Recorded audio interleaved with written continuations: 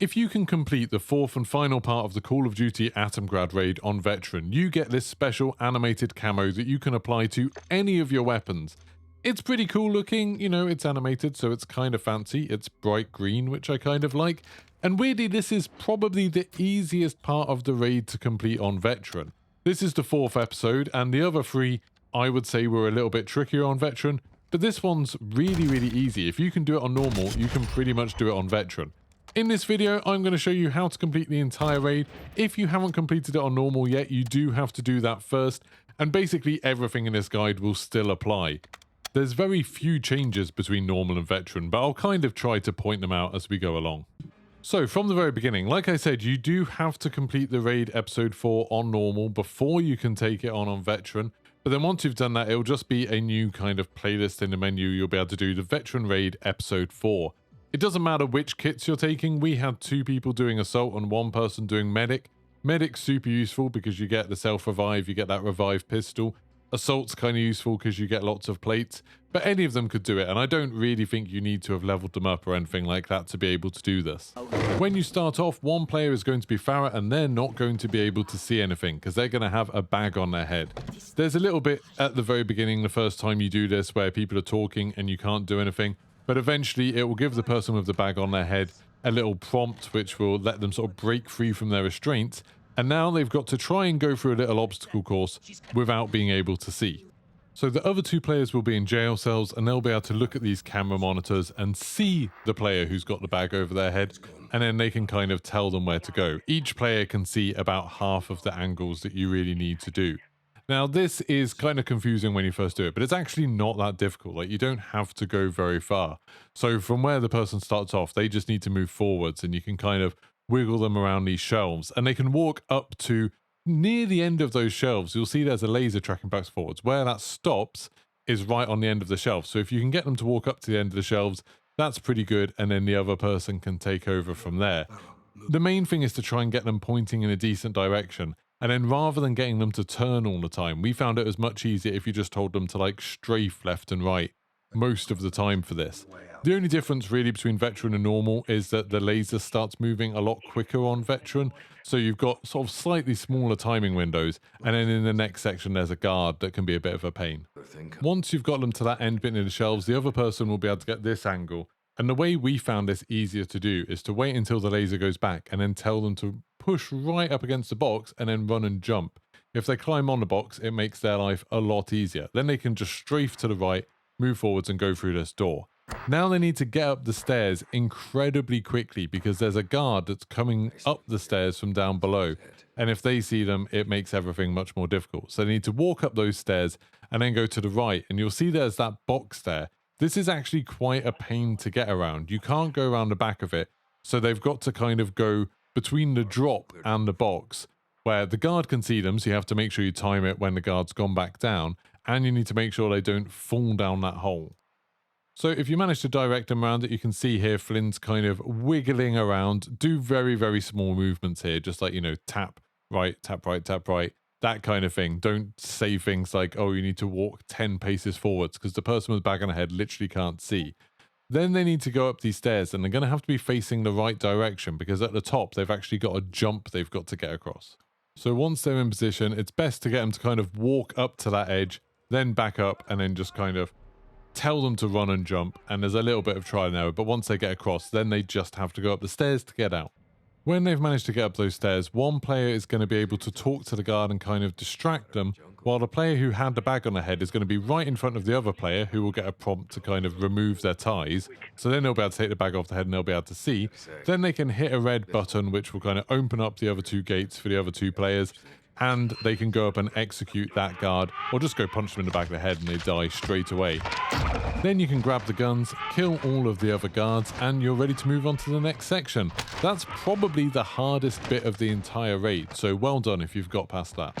All 3 players now need to find some guns, and then you're going to be heading back down the stairs where the person with the bag on their head went. So you need to kill some guards along the way. There's a bunch of different guns you can pick up, and obviously you can pick up their weapons. But if you keep on going down, eventually you'll find this room where there's a laser going across. You can hit that switch and it will turn the laser off. Then once you go through these blue doors where you all kind of need to stack up on here in order to unlock them, there's going to be a loadout crate. Now the loadouts might be a little bit weird if you haven't done these before, but you can edit them here. And I strongly suggest you pick up an auto shotgun. So I was using the new MX Guardian here, but the broadside would be good too. This is because you're going to be fighting a bunch of juggernauts in the rest of this raid, and the auto shotguns just make super quick work of them. You're never really going to have to fight too many guards from a long way away, so it's much easier to have something that works well at close range. In the next section, I'm pretty sure you're meant to do it this way, where you stealth your way down, you go prone, and you slowly switch off all of the mines, like you hack some of them, and you have to disable some that have grenade traps and things like that, and try to avoid when the guards are looking for you. We did this once, and it took a long time. On normal, it was really easy to get all the way to the end, but on veteran, it took us a very long time, and eventually the guards saw us anyway, so we had to fight. So we decided to do this a slightly different way. We found it much easier just to go in and immediately just start killing everyone. There's so much cover in here that you're never really going to be in too much trouble as long as you keep each other covered. Watch out for the mines and things like that on the floor, but there's no time limit or anything, so you can just move up this entire room, kill absolutely every last enemy in there. Your only objective is to get all the way to the end of it. If you're trying to get the special secret camo, there are some things that you have to do here. There's some switches, there's a code that you should have got at the beginning of it, but you're not here to do that. You're just trying to get the normal veteran camo, so just shoot your way all the way to the end of this corridor. Once you get towards the end of the corridor, you should be able to go upstairs, and you'll see there's this little room with a red button in it. That red button is going to open a gate downstairs. So one person needs to stay up here ready to press that button, and then the others can go all the way down and go through the gate that's open. Once one person's through there, they'll be able to press the button on this side to open it for the other two. That's a mechanic that's going to come back later, so it's just kind of teaching you it now. It's super easy though.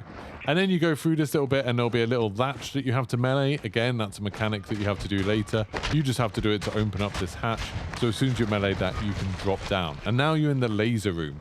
The big difference between this on veteran and normal is that on veteran there are more lasers and there's loads of mines everywhere. And the mines kind of block off some of the routes, so they're on top of some rafters that you would have normally used to get through here. This first room isn't too bad at all. All you really need to do is jump around the edge. So if you jump on these missiles, then onto the barrels, you can jump onto another set of missiles and then onto these boxes up here. Just wait for people so you don't accidentally push each other off. Then you can jump up onto that yellow rafter where Flynn is there, and then as soon as you've done that, you can jump down and hit the switch. You do actually need everyone to be down there, but we'd managed to do this weird thing where we kind of dropped down and then managed to open a door and then all died. And then when we respawned, the door was still open, so we just needed one person to go hit the switch. Once you've done that, you then need to fight your way up this tunnel. There's a bunch of barrels there where if a stray shot goes into them or a grenade or something like that, it won't just blow up the barrel, it'll actually blow up this entire room. So you have to be a little bit careful not to trigger that by mistake. At the top of that corridor, you've got another laser grid, again with a lot more mines if you're on veteran. I don't think the mines there are normal. You can just run up the middle section of this, and obviously you're watching for those lasers that are panning backwards and forwards. If you hide behind these posts, it will obviously stop the lasers from hitting you. So you can just kind of wait here, wait for the lasers to move out of the way, then you can run forwards, and then you need to kind of go left and a bit back on yourself around here, and you'll be able to just wait in this little corner for everyone else to do it. We found it a little bit easier if people kind of went one at a time, because otherwise you were unable to get in the exact right position to watch out for the panning backs and forwards ones. And that meant that someone always triggered it. So if you go one at a time, it makes your life much easier. Once you've all grouped up and everyone's got through that, then you can go through this next door that again doesn't open up until everyone's there, and then switch off those lasers. Now you've got another room where there's tons more mines again and tons of lasers moving very quickly. But once you know the route, it's not too bad. This is the trickiest out of all of them. So the route we took for this is to jump down onto the left. You can see where Scotto just went down there, and then hop onto the barrels, then onto the rafters. Then you're going to need to do a little bit of kind of careful jumping over the lasers, and always be mindful of where they are, because sometimes they'll be moving the other way, like anti-clockwise, and they'll kind of come up behind you. Once you think there's a gap, you can jump onto the next rafter, and then jump up onto another rafter, and that will let you jump onto the top of these boxes, and just make sure those lasers don't start coming back towards you, because then you have to jump over them. But once there's a gap, you can just jump across the rafters and get up onto this ledge. Once all three of you are there, you're done with these stupid lasers. It is a slightly annoying challenge. Again, you need to be very patient with your teammates because, you know, sometimes you will end up triggering the bomb, sometimes they will. Don't get annoyed with each other.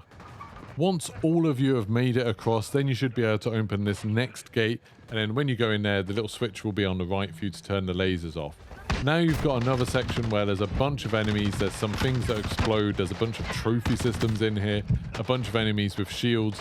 Just take this really slow. Again, there's no time limit to anything like that. Just try to be really, really careful and make sure you don't accidentally burn through all your revives. Because remember, on Veteran, for any given checkpoint, you only have 3 revives, and that applies to self-revives or teammate revives. So you have to be a little bit careful and just take it slow through here. Once you're through there, you're going to get to these double doors where you have to wait up again, and then you're going to go up a tunnel where some enemies are going to throw some grenades at you. You can stop and pick those up and throw them away, but then there's a decent chance they'll just bounce back in your face.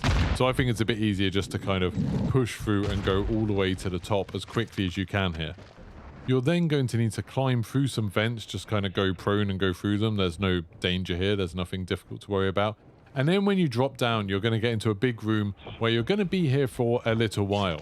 It's worth noting in this room, there's a bunch of stuff. There's ammo, there's plates, as much as you want, you can just keep grabbing it. There's some landmines that are super useful. So what I'd suggest to do is to get some of those landmines and then put some down by that door and then through this room, because one player is going to have to defend this room by themselves. I think it's a lot easier if one player is in here and 2 players go into the juggernaut maze, which is where some people are heading next.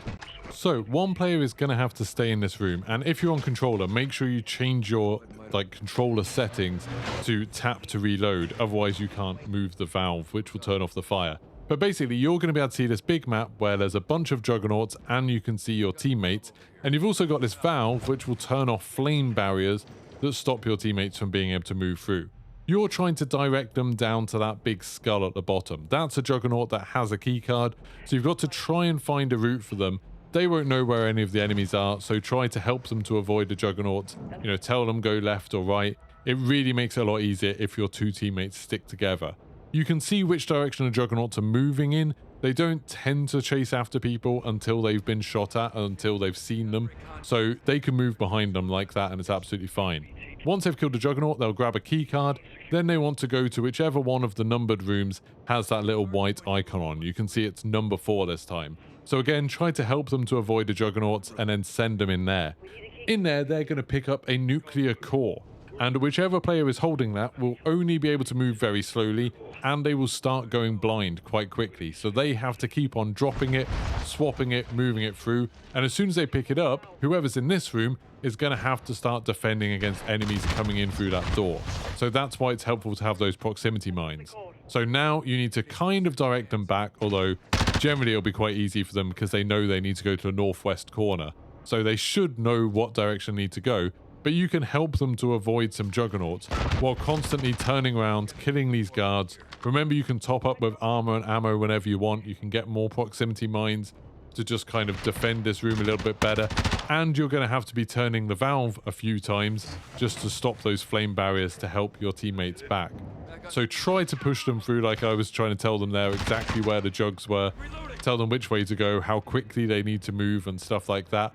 There are lots of little vents they can hide in, but we found it easier for them to just try and get back as quickly as possible, because whoever's stuck in this room, it's going to get harder and harder to defend against the enemies coming in. It seems like they come in quicker and quicker, and obviously you're starting to run low on plates, which means you have to go back to the plate box to fill up. You're going to start running low on mines and things like that. So it's just easier if they do it quickly. Once they're right near the door, and really they need to be like 5-10 feet away, then you can hit the button, because you're going to be completely exposed while you hold this button. Enemies will be able to come in behind you. They can run in, and then you can turn around, and obviously all of you can take out those enemies. You don't need to worry about the jugs behind you at all. And if you go through to the room that you just came through to get in here, you'll be able to find a big box which will let you store the radioactive element, the warhead, whatever it is. And then that will stop people from going blind or being slowed down or anything like that. Once you've put the element in the box, really all of the hardest bits of this raid are behind you now. You can go down to this keycard room, you just have to go back through the rooms you just came through. all the way up until the kind of last of the laser puzzle rooms. And then you go through the keycard room and you're going to be finding another bit where there's some armor to refill, some ammo to restock, and you are going to need to make sure you've got everything you need. There's also actually another loadout box in there, so you can get a second primary weapon if you want. I strongly suggest you get something like an assault rifle or an SMG. It's fine. Again, you're going to be fighting mostly in close range. Now you're into the final showdown with Hadir. Hadir will be an elevator that's going up very quickly. You can use this zip line to get kind of halfway up the tunnel, and then you're going to have to fight your way up the rest of the tunnel past loads of guards, but you need to do this very, very quickly, because basically you need to get to the top before Hadir's elevator does. All the way through this, there's going to be a ton of explosive barrels. We had a bit of miscommunication on my team where I was trying to push through without hitting the explosive barrels, where one of my friends was blowing up all of the explosive barrels to clear out the team, which made things a little bit trickier. But just essentially move your way through, shooting all of the enemies. Make sure you communicate when there's like shield enemies and things like that, because they can cause a lot of trouble. A little way up the sort of staircases, you're going to come across some of these gates again, where one person needs to hold it open and then the other person can go through and hold it open for them. Make sure you don't leave people behind, because you're going to have to do this quickly, but it really does help if you have more people doing it. Once you get to the top floor, one player can run across these sort of girders and then drop down on top of the elevator. And then you're going to have to do that thing where you kind of melee the latches like you had to do earlier, but you're just going to have to do it quite quickly to break the lift. As soon as you've meleeed those latches, the lift is going to drop very fast, and if you're on top of it, you'll die. This is why we only send one player to do this, then if they die, it's not the end of the world. But you can actually just jump off the elevator. You can get off the sides as soon as it starts dropping, and then you won't die. If you just walk off the sides, you'll land on a platform somewhere. Like you can see, I managed to land up here. Then you want to go all the way down. I ended up dying just from falling a bit too far there, but the rest of my team managed to get down, and then you can go and get ready to open up the lift. Once you're at the bottom, there is some ammo and armor bit that you can use to refill again, which you're going to need, and then you can regroup at the back of the lift to try and pry it open, but a bunch of enemies are going to come out and start attacking you. I'd put some mines down there so you can see those going off. They help a little bit to kill the enemies. There's going to be a bunch of shield enemies first come out and some normal kind of armored enemies, but after a while you're going to start facing waves of juggernauts. And also, if you played DMZ, there's the pyro as well, so someone who'll have a flame shotgun and a shield and will start charging you really aggressively. I think there's 2 or 3 of them. This section actually isn't that different on Veteran compared to normal. Like, we found it a little bit easier on this compared to normal, maybe because we kind of knew what to expect. But it is tough. There are a lot of juggernauts. If you've got that auto shotgun, save it for when the juggernauts come out, and just kind of watch each other's backs. Make sure you stick together, because if one person gets kind of separated, it's very easy for them to suddenly get killed as soon as they run out of ammo. This fight does feel like it goes on forever, so make sure you keep on filling up with ammo. You can pick up the Juggernaut's miniguns if that helps you. Like I said, I was just using the fire shotgun here to try and clear them out as quickly as possible. And once you take the last jug down, it will say pry open the elevator door, and once you kind of regroup on that elevator door, that's the end of the mission. That's when the cutscene's going to kick in, and do make sure you watch the cutscene. In our group, we skipped this cutscene, and one person in our group, Flynn, didn't get the camo, which is super annoying because I don't really want to have to do this again. It seems like, from hearing other people online, that people who skip the cutscene, that seems to be what causes this glitch where some people don't get the camo. Very, very annoying. Don't skip it. Make sure you watch all the way through. But once you have finished it, you should have unlocked that special camo. You should be able to go into Gunsmith in Warzone or whatever and have a look at it. You should be able to equip it to absolutely any weapon you want. So if you enjoyed this video or you found it useful, please don't forget to like and subscribe, and I'll see you for the next one. Goodbye.